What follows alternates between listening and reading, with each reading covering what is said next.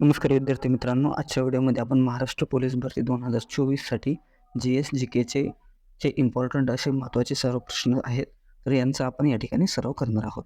तर बघा, सगळ्यात अगोदर पहिला प्रश्न, संविधान सभेच्या किती सदस्यांनी अखेरी संमत केल्याप्रमाणे संविधानावर स्वाक्षऱ्या केल्या होत्या? तर ते किती सदस्य होते ज्यांनी संविधान सभेमध्ये संविधानावर स्वाक्षऱ्या केल्या होत्या? तर ते किती होते? 284. ऑप्शन क्रमांक 4, 284. तर बघा, डॉक्टर बाबासाहेब आंबेडकर यांनी घटनेचा अंतिम मसुदा केव्हा मांडला होता संविधान सभेमध्ये? तर 4 नोव्हेंबर 1948 आणि यानंतर संविधान सभेने ही घटना केव्हा स्वीकृत केली? तर 26 नोव्हेंबर 1949 आणि पुढे 24 जानेवारी 1950 रोजी उपस्थित सदस्यांनी म्हणजे किती 284 सदस्यांनी घटनेवर सह्या केल्या. तर बघा, सर्वप्रथम पंडित नेहरूंनी सही केली, त्यानंतर डॉक्टर राजेंद्र प्रसाद यांनी पण काय केले, त्यांनी की पंडित नेहरूंच्या सहीच्या वर त्यांनी डॉक्टर राजेंद्र प्रसाद यांनी सही केली. तर बघा, घटनेचा अंमल कधीपासून सुरू झाला? तर 26 जानेवारी 1950. म्हणून या ठिकाणी प्रश्नाचे योग्य उत्तर काय असणार आहे की संविधान सभेच्या 284 सदस्यांनी अखेरीस संमत केल्याप्रमाणे संविधानावर स्वाक्षऱ्या केल्या. यानंतरचा पुढचा प्रश्न, खालीलपैकी कोणती सामुद्रधुनी युरोपला आफ्रिकेपासून वेगळे करते? तर त्या सामुद्रधुनीचे नाव काय? तर ती सामुद्रधुनी कोणती? जिब्राल्टर. ऑप्शन क्रमांक 3. तर बघा, जिब्राल्टरची जी सामुद्रधुनी आहे ती अटलांटिक महासागर आणि मेडिटेरियन सी म्हणजेच भूमध्य महासागर यांना जोडते आणि युरोप खंडातील जे स्पेन आहे तर या स्पेनला आफ्रिका खंडातील मोरोक्को पासून वेगळे करते. ही कोणती? जिब्राल्टरची सामुद्रधुनी. त्यानंतर अजून एक महत्त्वाची सामुद्रधुनी आहे, ती म्हणजे कोणती? सुंदा. तर ही जी सुंदा सामुद्रधुनी आहे तर ही हिंदी महासागरास पूर्व आशियाशी जोडणारा एक महत्त्वाचा रस्ता आहे. ही सामुद्रधुनी जावा आणि सुमात्रा बेटादरम्यान आहे. ती म्हणजे कोणती? सुंदा. यानंतरचा पुढचा प्रश्न, भारतामध्ये राष्ट्रीय मानवाधिकार आयोग खालीलपैकी कोणत्या मंत्रालयाच्या अंतर्गत येतो? तर ते मंत्रालय कोणते आहे? तर ते आहे गृह मंत्रालय. राष्ट्रीय मानवाधिकार आयोग म्हणजेच काय? NHRC.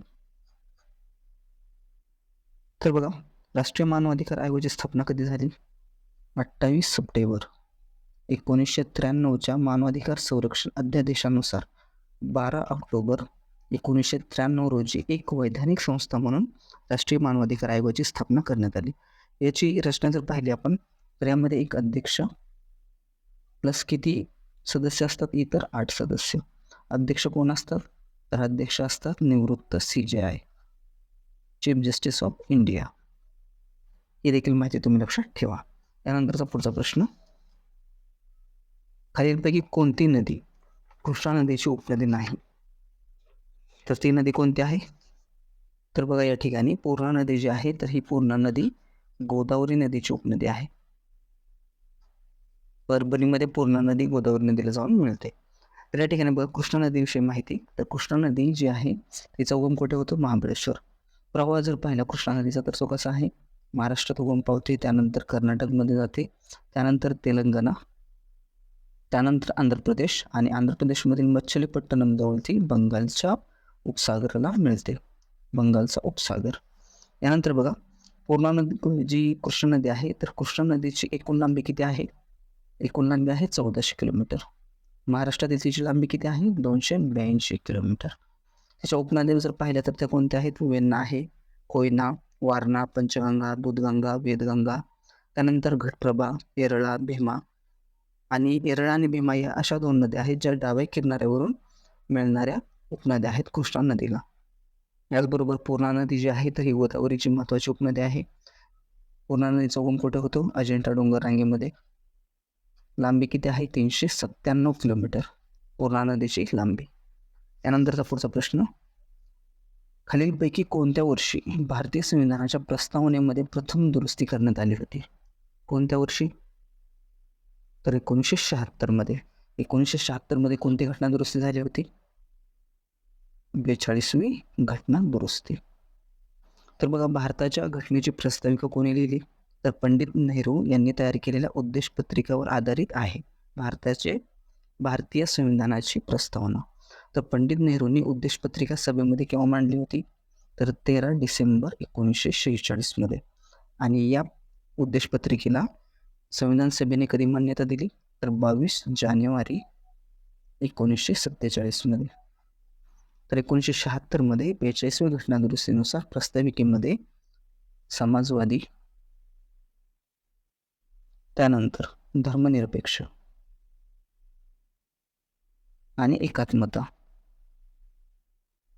हे 3 शब्द समाविष्ट करण्यात आले. हे देखील या ठिकाणी महत्त्वाचे आहे. यानंतरचा पुढचा प्रश्न. तर बघा, पुढचा प्रश्न आहे, खालीलपैकी कोणती ऊती प्राण्यांच्या शरीरातील संरक्षक ऊती आहे? तर सगळ्यात अगोदर बघा, ऊती म्हणजे काय? तर समान रचना असणाऱ्या आणि समान कार्य करणाऱ्या पेशींच्या समूहाला काय म्हटले जाते? तर ऊती असे म्हटले जाते. तर प्राणी ऊतीचे किती प्रकार आहेत? तर मुख्य 2 प्रकार. ते म्हणजे कोणते? सरळ ऊती आणि दुसरा कोणता? ते म्हणजे जटिल ऊती. तर यामध्ये सरळ ऊतीमध्ये येते अभिस्तर ऊती, त्यालाच आपण काय म्हणतो? एपिथेटिकल्स टिश्यू. तर ज्या अभिस्तर ऊती असतात तर यांच्यामध्ये पेशींची रचना ही कशी असते? दाटीवाटीची असते. त्या एकमेकांना चिकटलेल्या असतात. उदाहरणार्थ त्वचेचे बाह्य आवरण, त्याला आपण काय म्हणतो? अपित्वचा. काय म्हणतो? अपित्वचा. म्हणून या ठिकाणी प्रश्नाचे योग्य उत्तर की कोणती ऊती प्राण्यांच्या शरीरातील संरक्षक ऊती आहे? तर ते आहे अभिस्तर ऊती. ऑप्शन क्रमांक 3. यानंतर पुढचा प्रश्न. ठक्कर बाप्पा यांनी खालीलपैकी कोणत्या क्षेत्रात उल्लेखनीय कार्य केले आहे? तर बघा, ठक्कर बाप्पा यांचे पूर्ण नाव काय होते? हे देखील तुम्ही लक्षात ठेवा. अमृतलाल विठ्ठलदास ठक्कर. तर हे एक भारतीय सामाजिक कार्यकर्ते होते ज्यांनी गुजरात राज्यात आदिवासी लोकांच्या उत्थानासाठी कार्य केले होते. म्हणून या ठिकाणी प्रश्नाचे उत्तर ऑप्शन क्रमांक 3 आदिवासी कल्याण. याचबरोबर ठक्कर बाप्पा यांनी 1922 मध्ये भिल्ल सेवा मंडळीची देखील स्थापना केली होती. यानंतर महात्मा गांधींनी ज्यावेळेस 1932 मध्ये हरिजन सेवक संघ स्थापन केला होता तर या संघाचे ठक्कर बाप्पा हे सरचिटणीस देखील होते. याचबरोबर त्यांनी एका पुस्तकाचे देखील प्रसिद्ध पुस्तकाचे लेखन केले, ते म्हणजे भारतातील जमाती. ही महत्त्वाची माहिती देखील तुम्ही लक्षात ठेवा. यानंतरचा पुढचा प्रश्न आहे प्रश्न क्रमांक 8. ज्याच्या हाती ससा तो पारधी यामध्ये आलेली सर्व नामे कोणत्या प्रकारची आहेत? तर बघा, मराठी वाक्यामध्ये पुढे वापरण्यात आलेल्या एखाद्या दर्शक सर्वनामाशी संबंध दर्शवणाऱ्या सर्वनामाला काय म्हटले जाते? संबंधी सर्वनाम. तर या ठिकाणी उदाहरण जर पाहिले तर जो, त्यानंतर जी, जे, ज्या, कोणती सर्वनामे आहेत? तर संबंधी. तर बघा, ज्याच्या हाती ससा तो पारधी. म्हणून या ठिकाणी बघा, वरील वाक्यामध्ये ज्याच्या हे जे संबंधी सर्वनाम आहे तर त्याचा वापर वाक्यामध्ये पुढे वापरण्यात आलेला जो तो आहे तर या दर्शक सर्वनामाशी संबंध दर्शवण्यासाठी केलेला आहे. या ठिकाणी प्रश्नाचे उत्तर काय असणार आहे? संबंधी व दर्शक सर्वनाम, म्हणजेच ऑप्शन क्रमांक 2. यानंतरचा पुढचा प्रश्न बघा, प्रश्न क्रमांक 9. रात्री उशिरापर्यंत आम्ही मंडळाने तयार केलेले देखावे बघणार आहोत. या वाक्यातील आम्ही हा शब्द टिंबटिंब आहे. तर बघा, आम्ही हा शब्द काय आहे? तर हा आहे सर्वनाम. तर बघा, सर्वनाम म्हणजे काय? तर वाक्यातील नामाचा वारंवार होणारा उच्चार टाळण्यासाठी नामाच्या ऐवजी येणाऱ्या शब्दाला काय म्हटले जाते? सर्वनाम असे म्हटले जाते. तर हे जे वाक्य आहे, रात्री उशिरापर्यंत आम्ही मंडळाने तयार केलेले देखावे बघणार आहोत, तर या वाक्यात आम्ही हे सर्वनाम आहे आणि ते प्रथम पुरुषवाचक या प्रकारामध्ये मोडते. तर या वाक्यात बोलणारा स्वतःचा उल्लेख करताना स्वतःच्या नामाऐवजी आम्ही या सर्वनामाचा वापर करत आहे आणि असे सर्वनाम हे कसे असते? तर प्रथम पुरुषवाचक असते. प्रथम पुरुषवाचक. म्हणून या ठिकाणी प्रश्नाचे उत्तर ते म्हणजे ऑप्शन क्रमांक 4 सर्वनाम. त्यानंतरचा पुढचा प्रश्न, खालीलपैकी योग्य विधान ओळखा. प्रश्न क्रमांक 10. तर असे विधानावरचे देखील प्रश्न परीक्षेमध्ये विचारले जातात. तर बघा, पहिले विधान आहे जांबा खडकामध्ये बॉक्साईटचे साठे आढळतात. दुसरे विधान, सुमारे 80% बॉक्साईटचा वापर ॲल्युमिनियमसाठी होतो आणि देशातील सुमारे 21% बॉक्साईटचे उत्पादन महाराष्ट्रामध्ये होते. तर या ठिकाणी ही सर्व विधाने बरोबर आहेत, म्हणजेच ऑप्शन क्रमांक 4 वरील सर्व. तर बघा, जांबा खडकामध्ये बॉक्साईटसाठी आढळतात. याचा उपयोग कशासाठी होतो? तर ॲल्युमिनियमच्या निर्मितीसाठी होतो. याचबरोबर सिमेंट, लोखंड आणि पोलाद उत्पन्न देखील बॉक्साईटचा वापर केला जातो. तर देशातील एकूण उत्पन्नापैकी 21% उत्पादन हे आपल्या महाराष्ट्रामध्ये होते. याचा जर साठा जर पाहिला महाराष्ट्रामध्ये, तर हा आढळतो प्रामुख्याने कोकणामध्ये. कोकणामध्ये म्हणजे कुठे? कोल्हापूर, रत्नागिरी, सिंधुदुर्ग, ठाणे, पालघर, सांगली आणि सातारा. त्यानंतर बघा पुढचा प्रश्न, प्रश्न क्रमांक 11. कडप्पा प्रकारचा खडक महाराष्ट्राच्या कोणत्या जिल्ह्यामध्ये आढळतो? तर हा कोणत्या जिल्ह्यामध्ये आढळतो? कोल्हापूर, सिंधुदुर्ग, म्हणजेच ऑप्शन क्रमांक 3. तर बघा, कडप्पा हे जे खडक आहेत, तर हे प्रामुख्याने महाराष्ट्राच्या आग्नेय आणि पश्चिम भागामध्ये आढळतात. तर पूर्वेला कोणत्या भागामध्ये आढळतात? यवतमाळ, याचबरोबर चंद्रपूर, आणि दक्षिणेला कोल्हापूर आणि पश्चिमेला सिंधुदुर्ग या जिल्ह्यामध्ये कडप्पा प्रकारचा खडक आढळतो.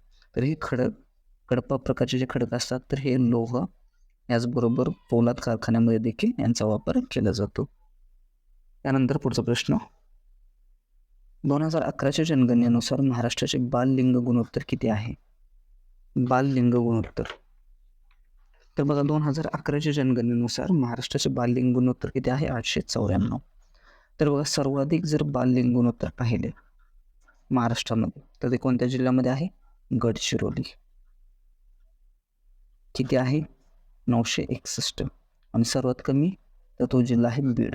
किती आहे? 807. याचबरोबर देशाचा जर आपण विचार केला, तर देशाचे 2011च्या जनगणनेनुसार बाललिंग गुणोत्तर किती आहे? तर 919. आणि सर्वाधिक कुठे आढळते? तर अरुणाचल प्रदेश या राज्यामध्ये. किती? 972.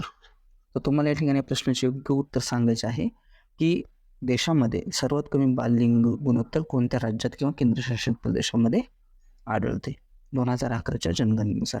तर याचे प्रश्नाचे उत्तर तुम्हाला कमेंट बॉक्समध्ये द्यायचे आहे. त्यानंतर पुढचा प्रश्न, हरिहर किल्ला महाराष्ट्रातील कोणत्या जिल्ह्यामध्ये स्थित आहे? तर बघा, हरिहर किल्ला कोणत्या जिल्ह्यामध्ये स्थित आहे? तर तो जिल्हा आहे नाशिक. तर नाशिक जिल्ह्यामध्ये आढळणारा हा हरिहर किल्ला आहे, जो एक गिरिदुर्ग प्रकारचा किल्ला आहे. कोणता? गिरिदुर्ग. तर बघा, याची उंची किती आहे हरिहर किल्ल्याची? तर ती आहे 3676 फूट. हा किल्ला कोणी बांधला? तर यादवांनी. गोंडा घाटातील व्यापारावर लक्ष ठेवण्यासाठी यादवांनी हा हरिहर किल्ला बांधला होता. याचबरोबर छत्रपती शिवाजी महाराजांच्या नेतृत्वाखाली 1670मध्ये मोरोपंत पिंगळे यांनी हा किल्ला जिंकून स्वराज्यामध्ये सामील केला होता. यानंतर पुढचा प्रश्न आहे, छत्रपती संभाजी महाराजांनी खालीलपैकी कोणता ग्रंथ लिहिला होता? संस्कृत ग्रंथ. संस्कृत भाषेमध्ये कोणता ग्रंथ लिहिला होता? तर त्या ग्रंथाचे नाव काय? तर तो ग्रंथ होता बुधभूषण, ऑप्शन क्रमांक 1. तर बघा, हे देखील त्यांचेच ग्रंथ आहेत, पण नक्षी, नायिकाभेद आणि सातशतक, तर हे जे ग्रंथ आहेत, तर हे कोणत्या भाषेमध्ये आहेत? तर हे आहेत ब्रज भाषेमध्ये. आणि बुधभूषण आहे तो म्हणजे संस्कृत भाषेमध्ये. तर बघा, छत्रपती संभाजी महाराजांनी त्यांच्या वयाच्या 14व्या वर्षी हा बुधभूषण ग्रंथ लिहिला होता. आणि या ग्रंथामध्ये त्यांनी आपले वडील छत्रपती शिवाजी महाराज आणि आजोबा छत्रपती शहाजीराजे यांची त्यामध्ये स्तुती केलेली आहे. यानंतरचा पुढचा प्रश्न बघा, मतदानाच्या शाईमध्ये कोणत्या रसायनाचा वापर केला जातो? मतदानाच्या शाईमध्ये तर कोणत्या रसायनाचा वापर केला जातो?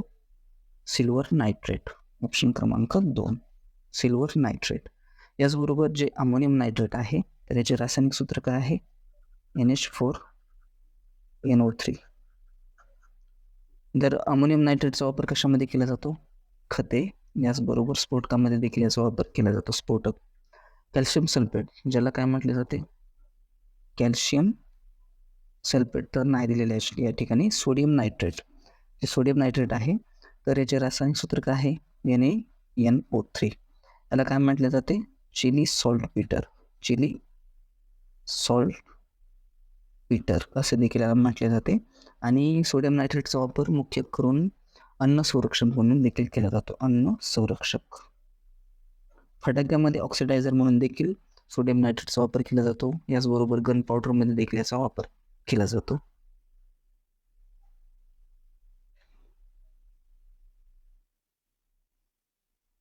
यानंतर पुढचा प्रश्न आहे, भारतीय संविधानाच्या 7व्या अनुसूचीबाबत अचूक विधान निवडा.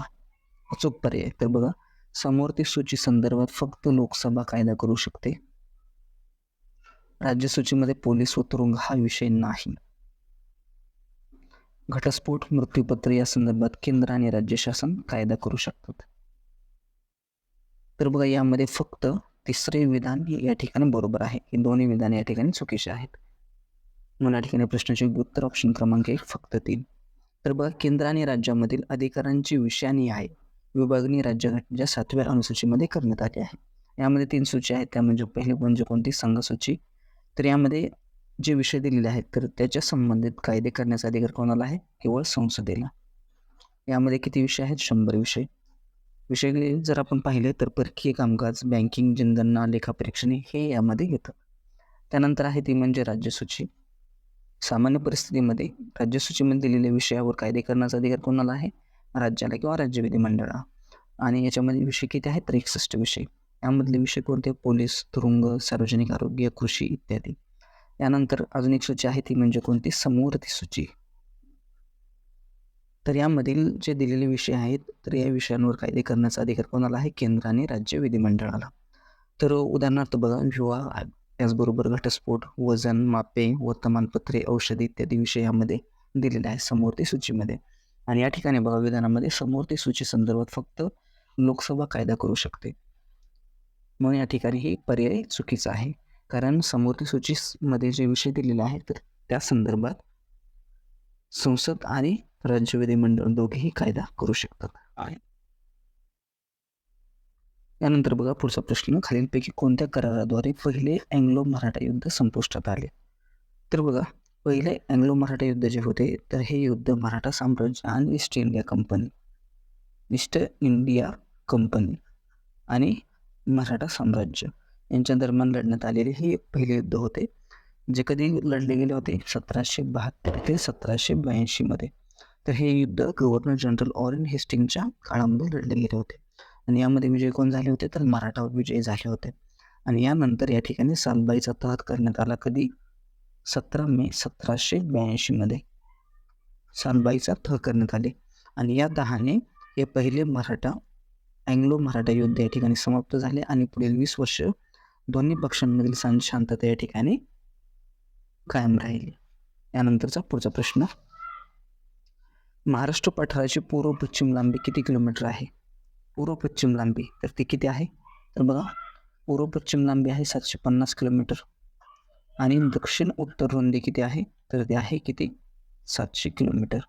याचबरोबर उंची जर पाहिली सरासरी महाराष्ट्र पठाराची तर किती आहे? 450 मीटर. 450 मीटर. तर बघा, महाराष्ट्राचा 86% भूभाग हा दख्खनच्या पठाराने व्यापलेला आहे. पठाराची जाडी ही कोठे जास्त आहे? तर पश्चिमेकडे आहे. आणि महाराष्ट्र पठाराची जी निर्मिती आहे तर ही कशामुळे झाली? तर ज्वालामुखी उद्रेकामुळे. ज्वालामुखीचा उद्रेक.